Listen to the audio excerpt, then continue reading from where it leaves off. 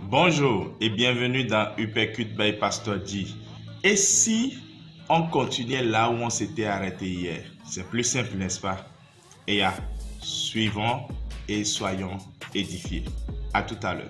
La deuxième chose que son père lui a dit, c'est que Dieu a un appel pour chacun de ceux qui lui donnent sa vie. Et il a dit, mon fils Isaac, as-tu vraiment donné ta vie à Jésus? Il a dit oui. Il a dit, alors il y a un appel de Dieu qui fait sur toi. Les pasteurs, les missionnaires qui sont appelés à plein temps, vous savez quoi? Ils font à peine 4% de tous les chrétiens. Et les autres, Dieu ne les a pas appelés.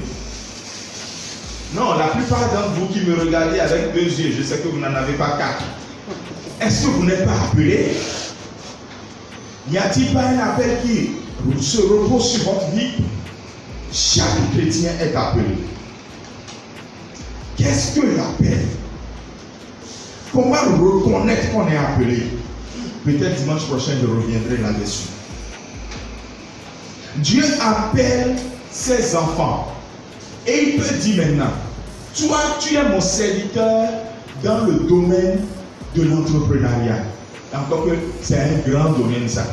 Il y a tout dedans. Toi, tu es mon serviteur en tant que pilote d'avion. Toi, tu es mon serviteur en tant qu'acteur de cinéma. Déjà, il y a beaucoup d'acteurs dans l'église qui ne sont pas serviteurs de Dieu.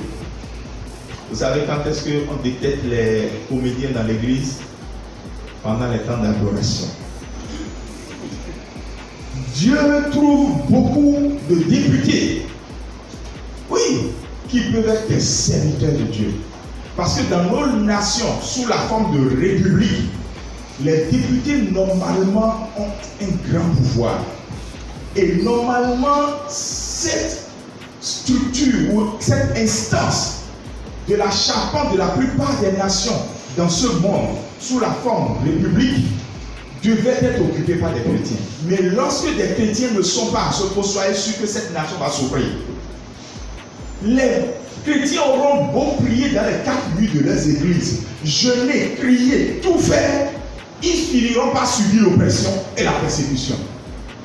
Il fallait qu'ils soient proactifs pour trouver la place là où on décide des lois de la nation. Et Dieu doit trouver des serviteurs de Dieu là-bas. Et des gens qui aillent là-bas, non pas parce qu'ils veulent l'argent, pas parce que quand on est député, on a une immunité, non pas parce que quand on est député, on a des voitures à plaque, je ne sais quelle couleur, non pas parce que quand on est député, on a des primes. Et on a peut-être un nom qui poursuit vos enfants, mais parce que quand on est un député, on est un serviteur de Dieu pour le bien d'une nation. Parce que tôt ou tard, l'Église sera persécutée. Car dans cette instance de toute nation, sous les formes républicaines, il n'y a pas de chrétiens. Et il y a plein maintenant de chrétiens qui ne savent pas qui doivent être, qui sont appelés pour ça. Non. Dieu appelle ses enfants avec des professeurs, des instituteurs, avec 12 années passées dans les écoles.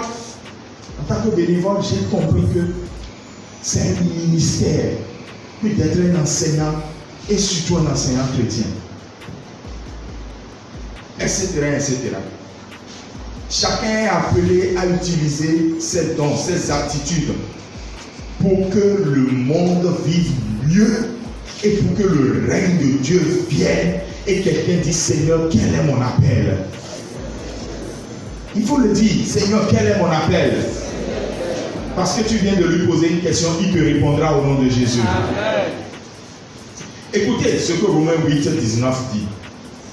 Aussi, la création attend avec un ardent désir la révélation des fils de Dieu. Donc le monde souffre. Et tout ce que le monde attend, c'est que toi et moi nous nous révélions. Et toi et moi nous nous cachons. Moi j'ai déjà répondu à mon appel au. Mais toi, son père lui a dit troisièmement, les personnes qui acceptent un emploi ou qui choisissent telle filière d'études, puisqu'il y a des jeunes ici, à cause de l'argent, sont toujours malheureux dans leur vie. Oui, bien-aimé, j'aimerais vraiment que tu prennes une pause dans ta vie, que tu découvres vraiment qui tu es, que tu identifies quelqu'un qui peut t'accompagner dans cette découverte et que tu puisses enfin réaliser ton mandat sur terre. Parce que la création attend, avec un ardent désir, la révélation de toi et de toi seul dans cette saison d'Aube Nouvelle. Shalom et à demain.